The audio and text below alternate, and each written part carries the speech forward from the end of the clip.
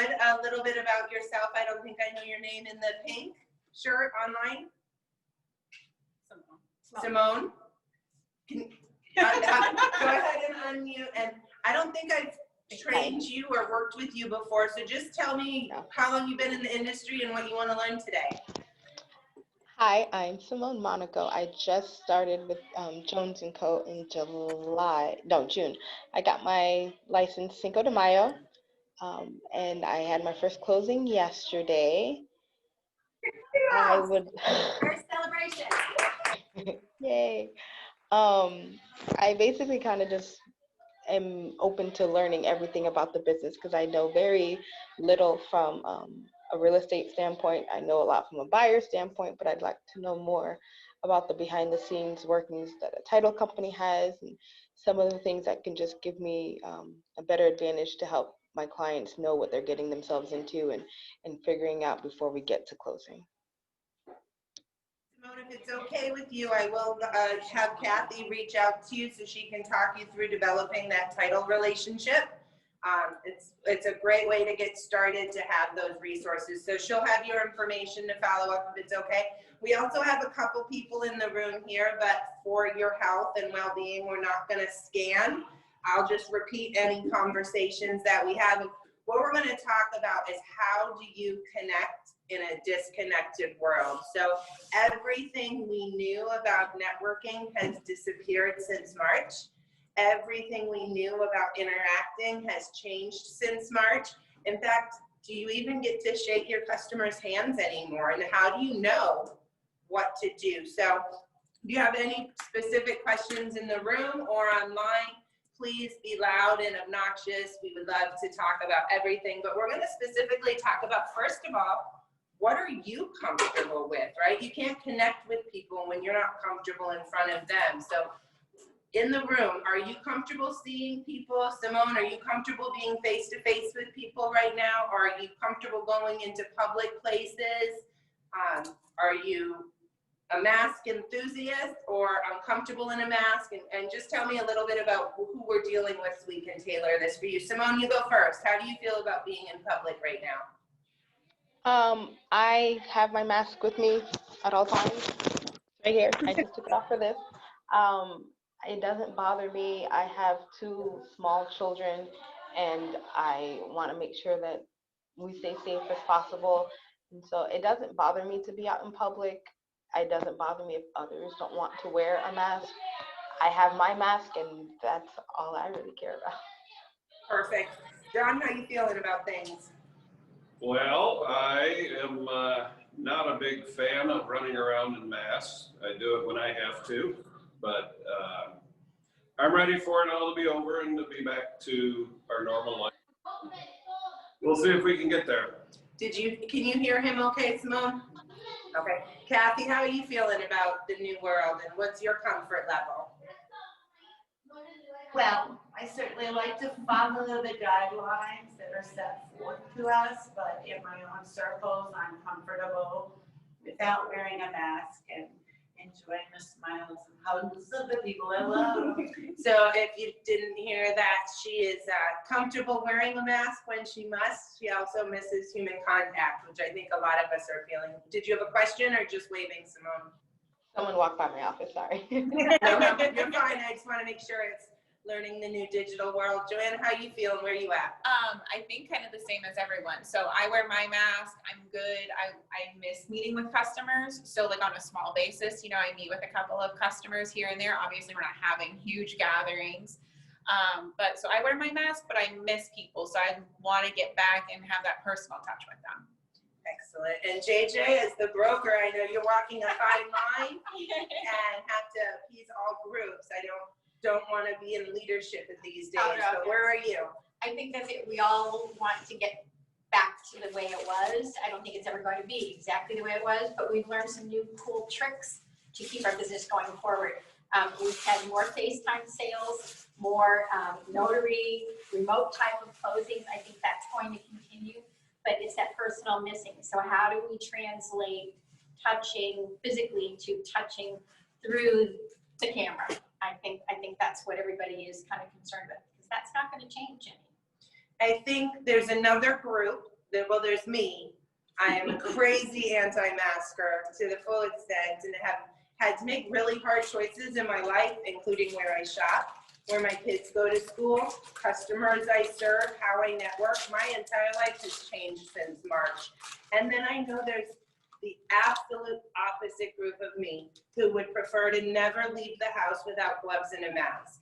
And as realtors, we get the joy of managing not only our customers' expectations, but also the expectations of the sellers whose houses we have to work with for our buyers. So we are all really walking a fine line. For me personally, I'm still showing houses if they require a mask, and I'm respecting the seller's wishes. I have had some buyers who have turned away houses because they won't walk into them in a mask. And because I've been so vocally anti-mask, I am definitely pulling a new crowd of business who think like me. And we often are trained to be a little vanilla and don't be political, don't be religious, don't talk this, don't talk that. But for me, I have maximized this opportunity and my opinions to get to be even more proactive in who I work with. So I'm going to try to be very sensitive to the very mask crowd, because you guys can maximize that as well. There's definitely people who are going to be attracted to the safety and prevention side of being masked and gloved. So I respect that. If at some point I'm starting to veer towards anti-mask, know that there's places in the sandbox for all of us and we can all win in this environment. So I think that's super important to know. But who still makes cold calls? Simone, just raise your hand on these questions. Do you call people randomly asking them if they want to buy or sell real estate? Is anyone doing that? Okay. I'm not either, and I haven't for a while. I start by text message. But one really great way right now to text message people is think about who you're working with. Are they a crazy anti-masker that might appreciate a funny meme? Text them. It's still a touch. You can't show up at a bar or show up at the library and connect with people, or frankly, even connect with them at the grocery store. So take that digital media and find something funny, not overly political, but something that you can just reach out to people and start the conversation. If you have customers who are like some of us in this room that are feeling disconnected, what if you just call and say, hey, I don't know how you feel about masks, but I was trying to get a group of 5 or 6 local people together to go out to lunch and chat about the new world and how you're adjusting to it.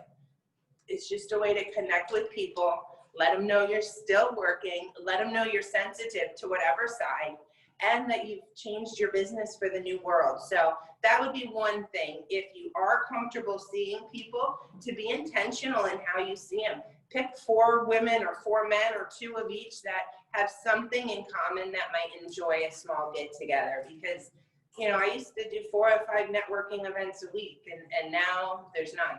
I am going stir crazy all the time. So I've started some small groups like that. Just this morning, I went out to coffee at Starbucks. It was very hard to order, and I got asked to leave. But when we were sitting outside, it was lovely. And, you know, we connected. We both felt on the same side of it. We were chatting about that. But it gave me a really new way to connect in a disconnected world, right? Because instead of talking about the weather, we were able to talk about what's happening in the world and how we feel about it. Now, clearly, I wouldn't probably pick an anti-masker to go talk about masks with. That would be combative. But if you know somebody in your circle, use that as a way to build friendships. Or if you just don't care at all about masks, then let's get together and talk about dogs or whatever. Again, people are just lonely. Another thing you can do, find a cause, call 4 or 5 of your prospects and say, hey, is this close to your heart? They're low on volunteers. The food banks are super low on volunteers and accepting help. Great way to meet people who have similar skill sets. So whatever your charities or your passions are, you can be more involved from a volunteer standpoint, which is a great way to start connecting with people. Do any of you guys volunteer for any civic or church or other organizations? JJ? Yeah, Yeah, I work with the calendar girls in Southeastern, but yeah, that's been an issue because even some of those places aren't open to the public anymore. Everybody's having fundraising difficulties. And I think that was gonna follow up, so thank you, because you do a lot on social media, like your Facebook groups. Have you taken that off and like you're talking about these charities, maybe turning those into little focus kinds of interactions on Facebook maybe? That's a really good idea, to just kind of take your passions into digital forums and invite people to get to know. Like I said, my passions right now are figuring out how to school 3 children and how to buy land with acreage. So, you know, I've been sidetracked with that side of it, but absolutely, if you've got something and you can create an active Facebook group to get to know people, even, you know, spend some time looking at Nextdoor. Again, that's your neighborhood. People are commenting. They're maybe not inviting people over to your house. In my neighborhood, that's not a vehicle I have went after because there was a realtor clearly involved and it wasn't my passion. But that's a great way to connect hyper locally with an area that you'd be working with. Is anyone using Nextdoor as a marketing way to get to know people? Yeah, I just moved into a new neighborhood. So first thing I did was went on Nextdoor, and it was crazy the amount of conversations they were having on there. And, you know, we were only living there like 2 days and there were tenants. There's a lot of tenants in that neighborhood, which I didn't realize. And they're already commenting on there. Oh, I love it here. How do I stay here permanently? How do I buy?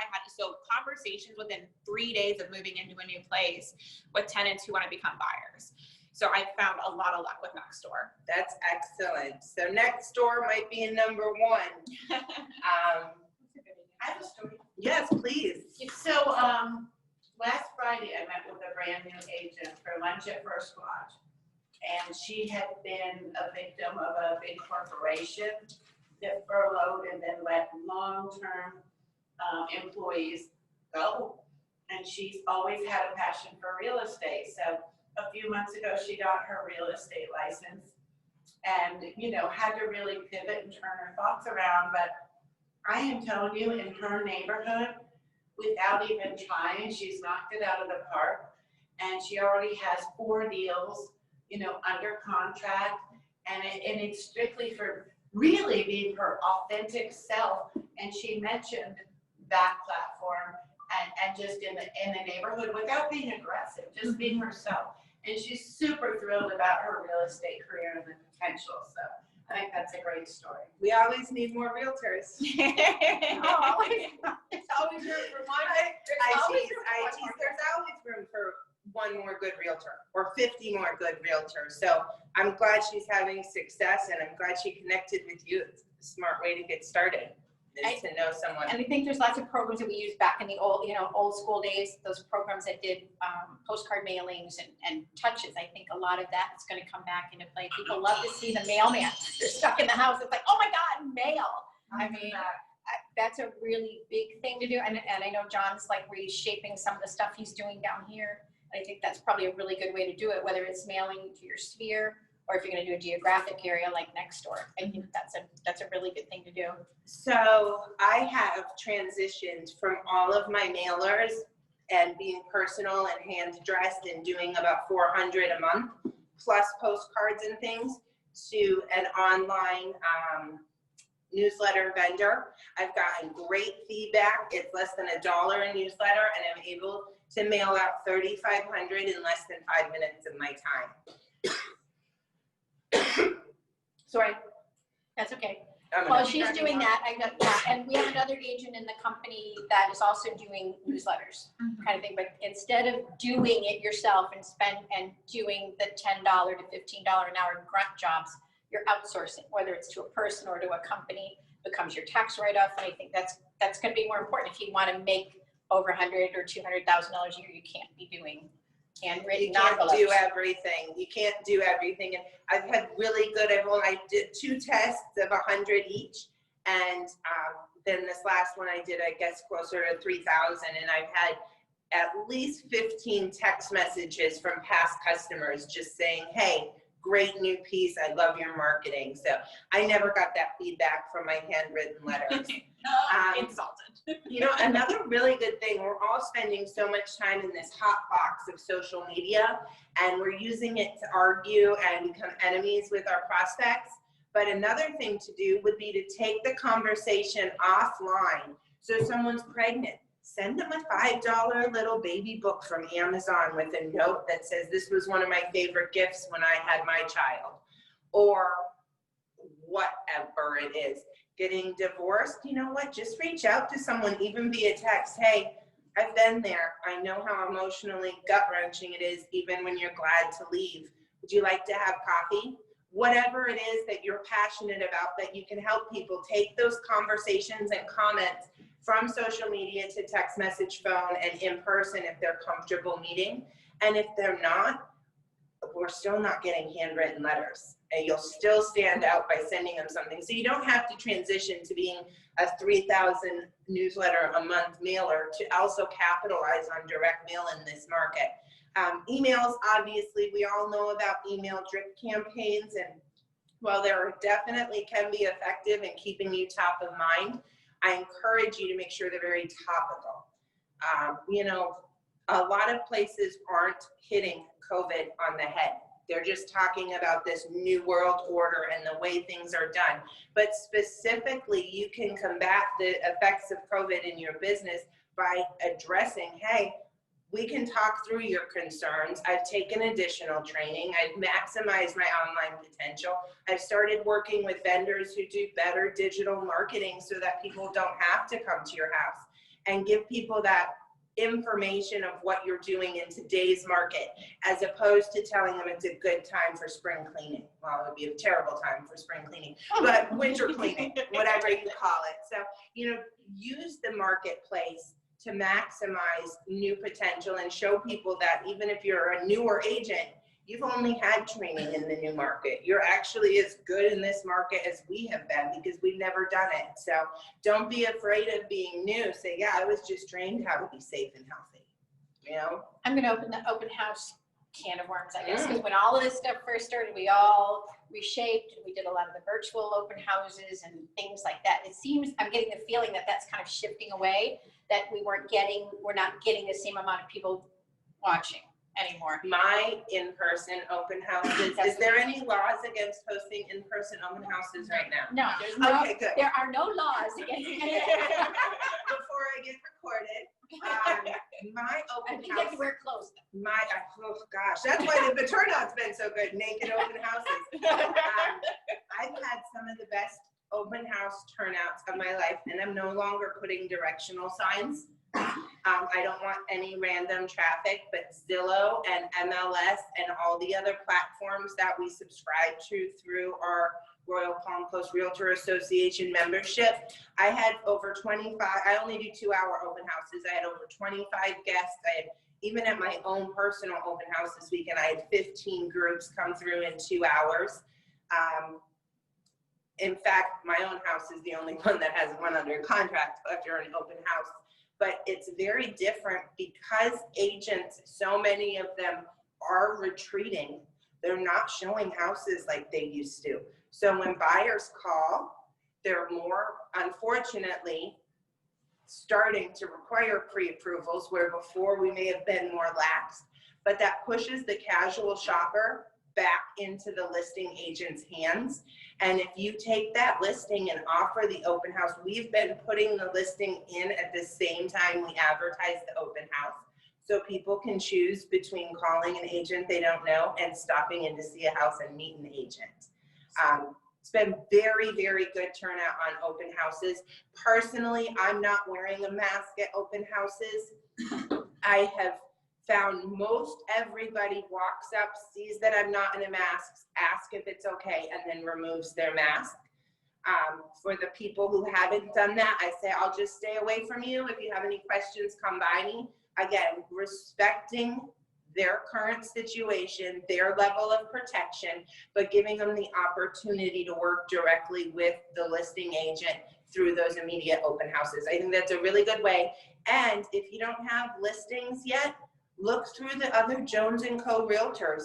Reach out to them. Say, do you have, if your house hasn't sold and you're a seller right now, you know the market's on fire and you're upset. So offer these listing agents the offer, and some listing agents are afraid to even host them, right? So if you're not like me and you're very concerned about catching the virus, or you have different immunity or different fears, you don't want to host open houses. So it's a great opportunity for buyers to connect with newer agents if you take that opportunity and host those open houses. Does that make sense to you guys?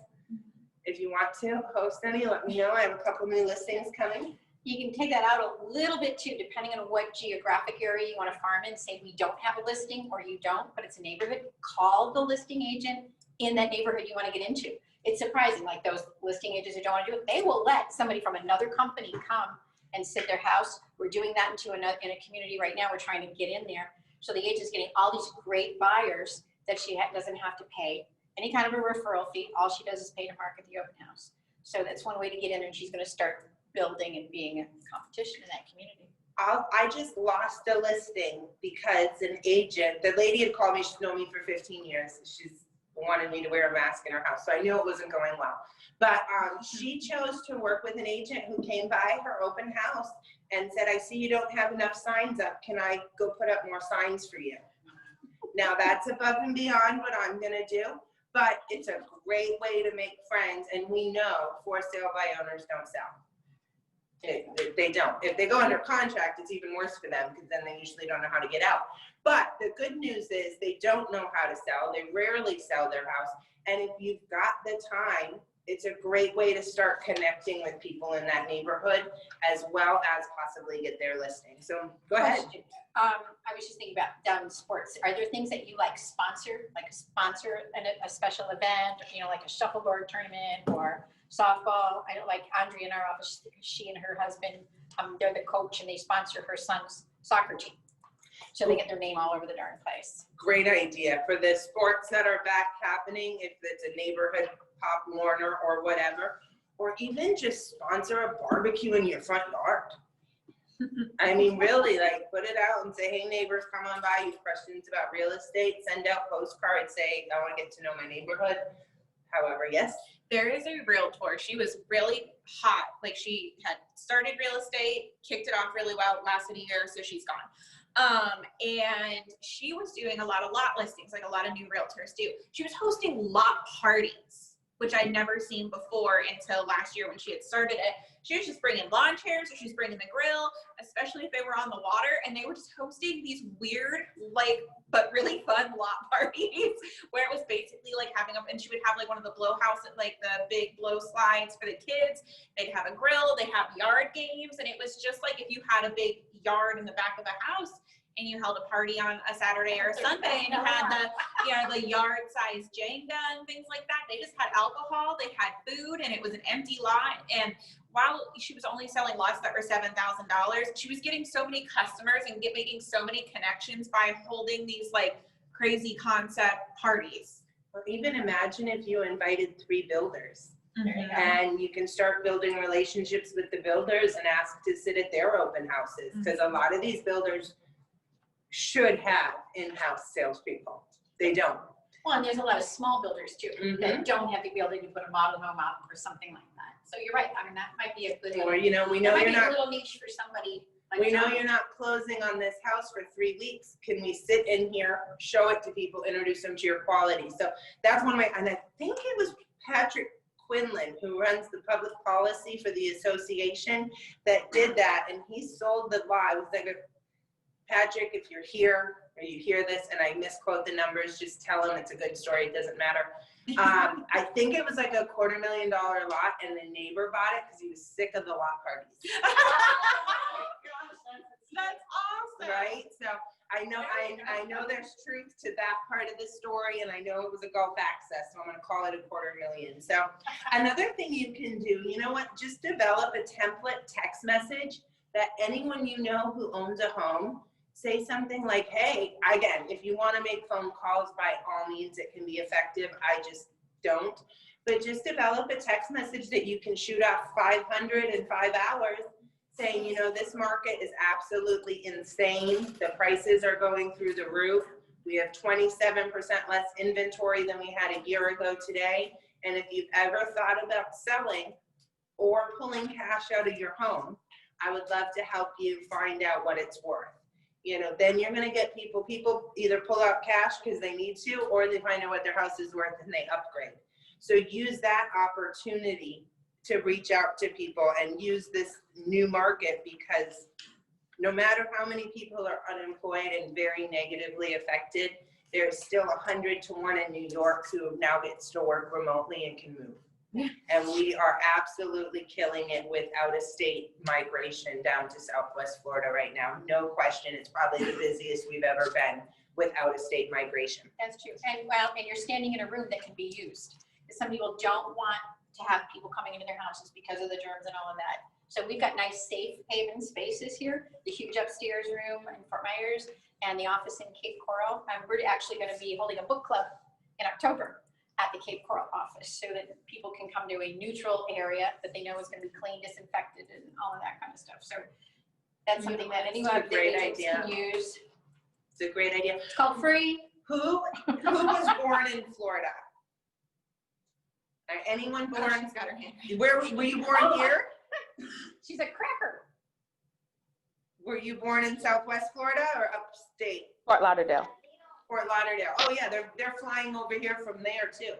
But one of the really good things you can do from around the country, any business professionals or people you know who do LinkedIn, Facebook, website, Google, go and give them a positive review for their business. When they see it, one, it encourages them to positively review you. And then when they do that, you can call them and say, you know, I can't believe we've never found a way to send each other business. How can I help you? Up in New York, if you know New Jersey, Nebraska, Ohio, Minnesota, it really doesn't matter. If it's not Southwest Florida, they're moving here, reach out to the realtors, give them a positive review and say, you know, I just heard from someone who moved down from Minnesota last month. Do you know any of your customers moving? I'd love to pay a referral fee to you.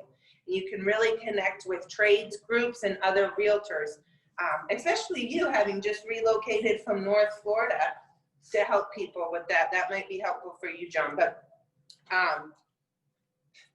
the way I spelled tchotchkes is unbelievable here. I almost didn't know what it was. So you can work on making something that you can drop off, give, or mail to people that would be useful. Again, very affordable, doesn't have to be expensive, but something to help keep you top of mind. I am using my Florida Realtors Pack Yeti, and I have some for my real estate business as well. And I actually had a customer call me as a referral, and on the first phone call, he asked if he could have one of my cups. So you know what? It's a stupid cup, but it got not only the referral, but he liked the cup enough that he asked for it. So keep that in mind. So we talked about Facebook, not only commenting, but then taking it offline. Maybe it's a congratulations, you're pregnant. Sorry, you're getting divorced, for the upcoming wedding. Whatever that is, you can reach out.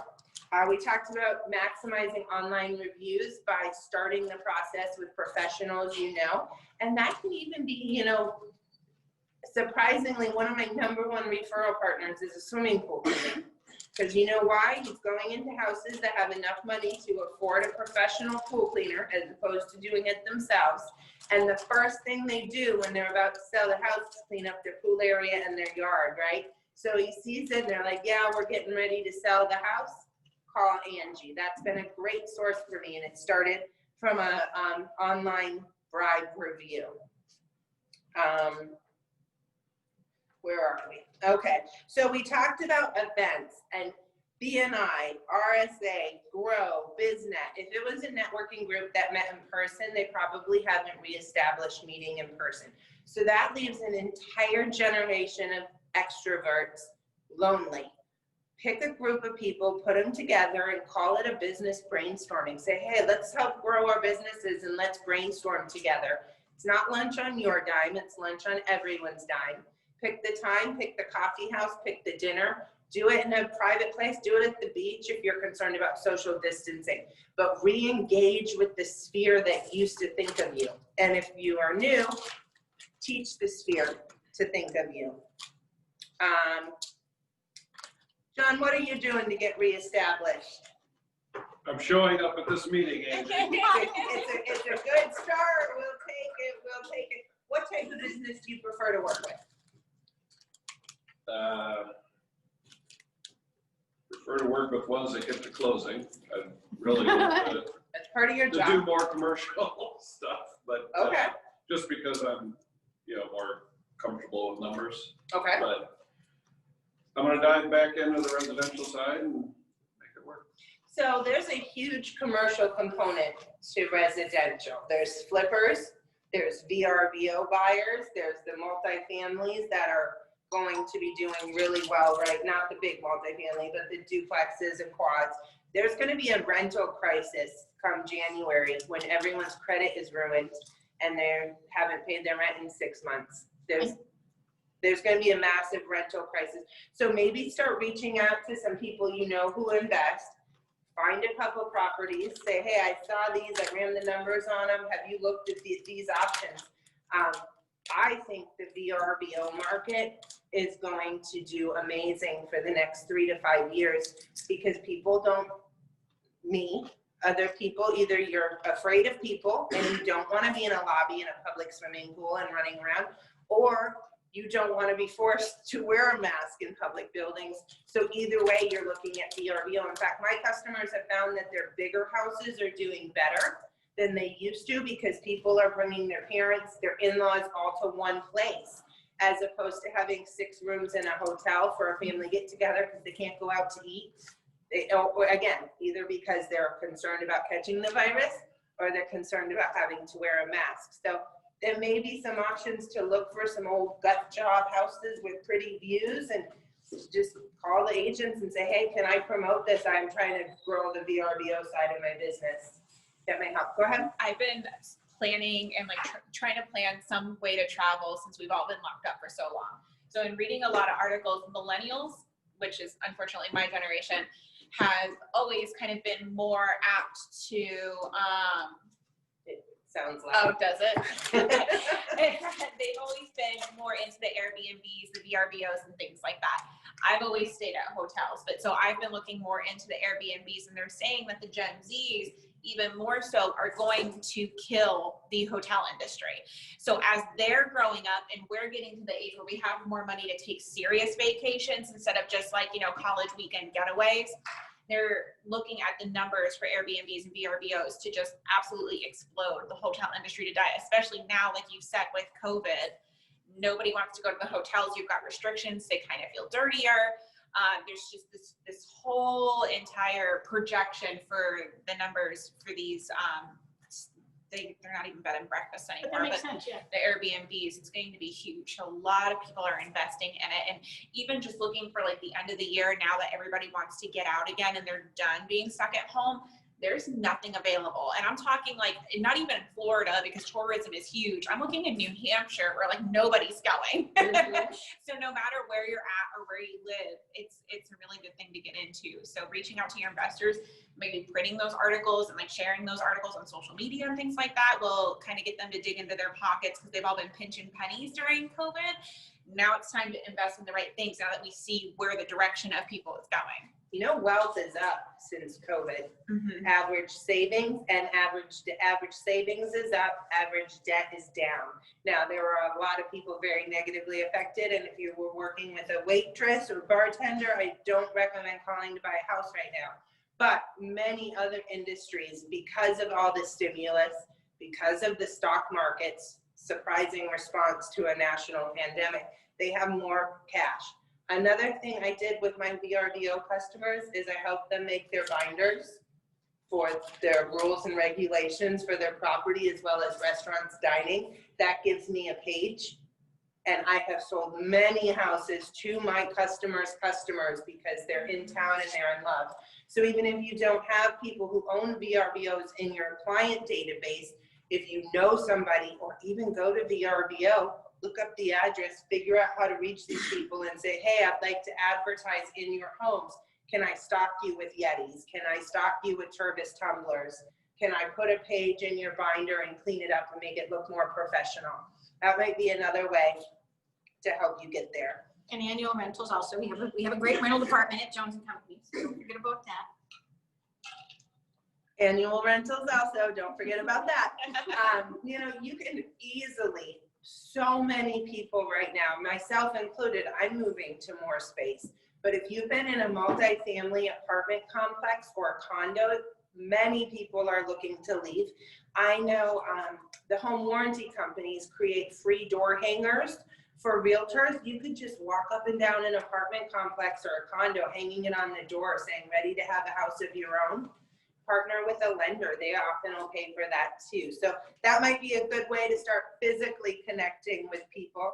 I don't suggest knocking on doors right now. I think that would be in poor taste. You don't know if you're walking to a masker or an anti-masker, so I would avoid that right now. Simone, what type of customers do you see yourself wanting to work with? Primarily first-time home buyers and people who are trying to get out of the renting cycle and want to own something of their own. Okay, so do you Facebook? No. No? Okay.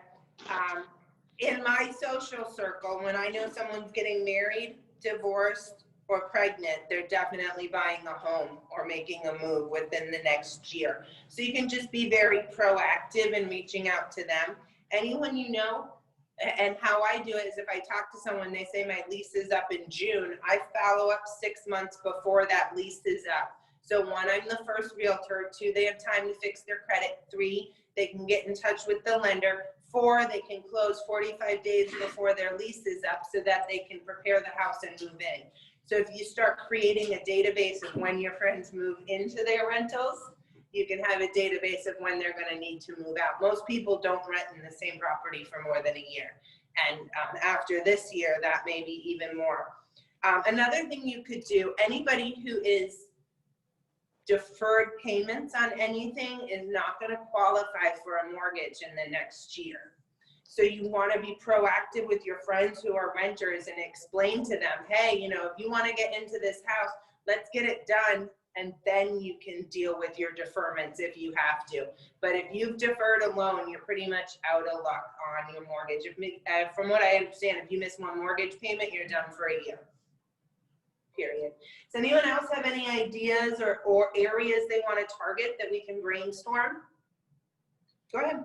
Because you were talking about she really wants to focus on first-time home buyers, things like that, and you were talking about friends who move into rentals, marketing them 6 months out. There was somebody I knew who was like, well, I don't have connections. They were new to the area, and what they would do is on the MLS once a month, look at any of the rentals that had gone from application pending to rented, plug in that date for 6 months out because most of your leases are a year lease. And they would have once a month, they would look at the list of everything that rented 6 months ago, and they would send all of them letters because they didn't have friends or personal connections to be able to plug that lease in on their calendar. So instead you could use the MLS to pull that data and send letters. Hey, I know that you, without being a creeper in a way, say, hey, I know that you rented on X date. If you have a year rental, that means you're up on this date. Let's get working because you have 6 months to be able to get into a home. Here's the typical schedule. Educate them on what the schedule is. Because most of the time when I run into renters who are going to be first-time home buyers, they have like 3 months until their lease is up and they go, oh, well, I don't have time. It takes like a year to buy a house. And I'm like, no, it's perfect time. Let's go. So if you start to send them a schedule or any kind of several letters to these people who have leases that are coming up that are ending, just by pulling the information from the MLS, educating them means you're getting new buyers. It's a great idea. And you can also mail to the tax address for that house because landlords are most likely to sell when a tenant flips as opposed to during a lease. So if they were thinking it, so if you're advertising to the tenant whose lease is up in 6 months, you can also advertise to the owner whose lease is up in 6 months. So you can, 1 set of research, 2 sets of results, and very different marketing collateral to those 2 parties.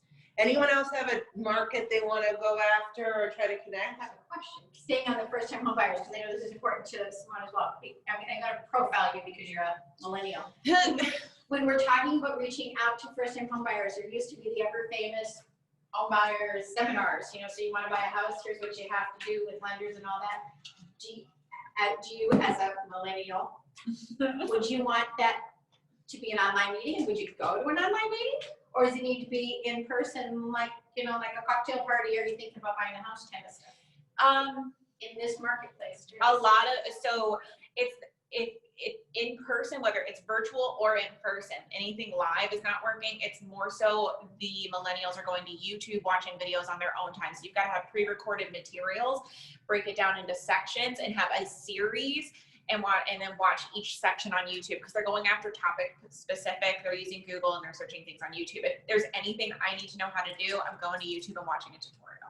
Yeah, my 6-year-old grandson learned how to do fishing for bass by watching YouTube at 6 years old. So I don't that's like to be point. put, we don't like to be put on the spot. We don't like to be in person. We don't want people questioning us, and we don't want to be sold to. I mean, that's a lot of people. It's not Do just it all in millennials. 5 seconds or less. Yes, yes, do it fast. So I'll tell you how to buy a home in 5 seconds or less, and here's 5 tips. Go, go, go. That's what we want. And that's one reason Joan the Company Realty's been building the studios, so that you can come in and you can create your series Yeah.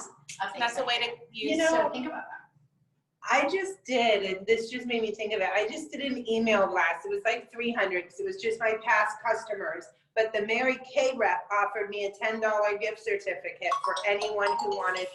Hello, just a moment. Let me turn that off. So I sent out an email for Mary Kay, $10 gift certificate, no strings attached. If you wanted a makeover, she would come to you or do it virtually. She got 25 phone calls. So $250 she gave away. I'm sure she sold 500 or more. I mean, let's face it, you can't give, but it gives you an opportunity to touch out to people and something new. I'm in the process of planning a customer appreciation event and really struggling with how to do it right now and what to do. Like, we can't even do buffet style, right? Because you don't want to share your food fingers with the deaf people next to you. So we're working through doing 2 events. The first one being open to anyone who's comfortable with in-person dining, renting out an entire restaurant. It's not going to be a cheap event, but I find that I get a ton of referrals and they pay for themselves.